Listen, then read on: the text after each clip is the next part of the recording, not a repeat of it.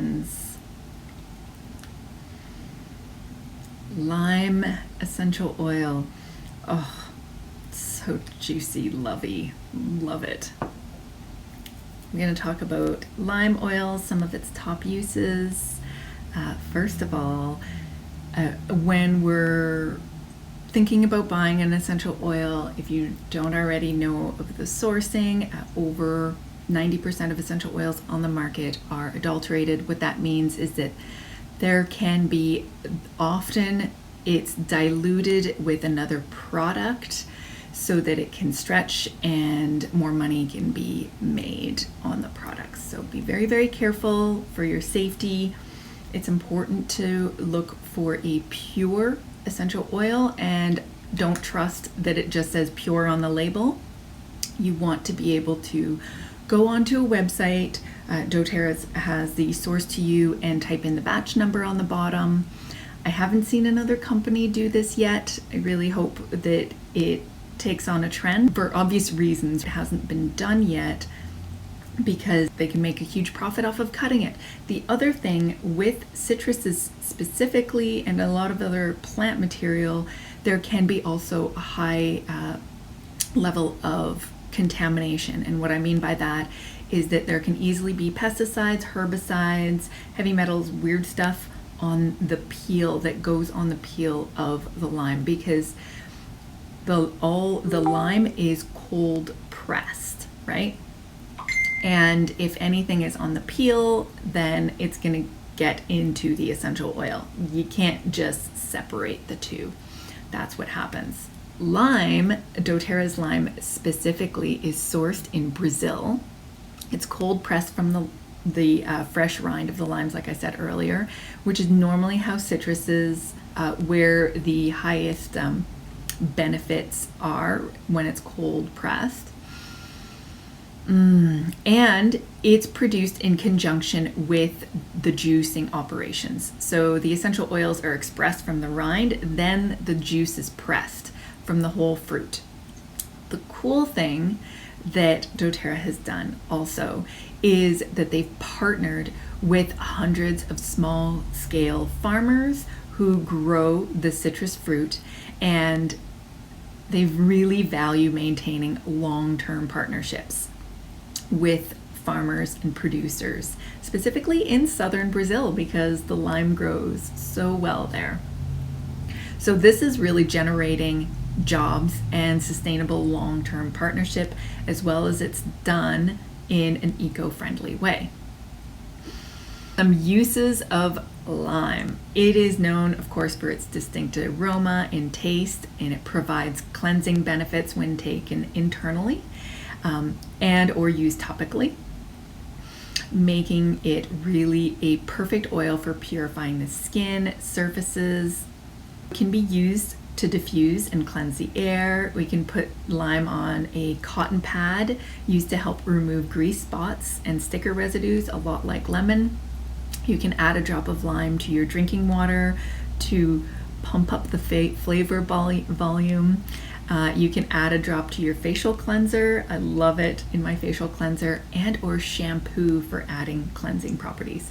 So some top uses. If you've got a sore throat, you can gargle some lime. Just put it in a drop in some water and gargle with it. Lime is beautiful for the respiratory, decongesting the lymph and the liver. So you can take this internally in your water because it tastes awesome. You can put it in a veggie capsule, and you can apply it diluted with fractionated coconut oil to the area of concern. This is very, very simple. Just 1 drop of lime essential oil, 1 drop of your fractionated coconut oil, and rub to the area of concern. One thing, safety thing, with any cold pressed citrus, you do not want to put it on an area of the body that is going to be exposed to sunlight for at least 12 hours. So if you do want to use it on your face, make sure that you're using it in the evening before bed, or use it on an area of the body that's going to be covered by clothing, because it activates the sun, or it can Basically, it can turn into a sunburn or a weird tan, which I've experienced. Don't do it, it's not fun. The other thing lime is great for, along with a lot of the other citruses, is it's wonderful for urinary and digestive support when taken internally. I love blending it with spearmint or peppermint because it helps with memory and clarity. Just smelling it and you kind of wake up. It can be used to help prevent head lice. Mixed in, what I would do is add 20 to 15 drops with tea tree to your bottle of shampoo.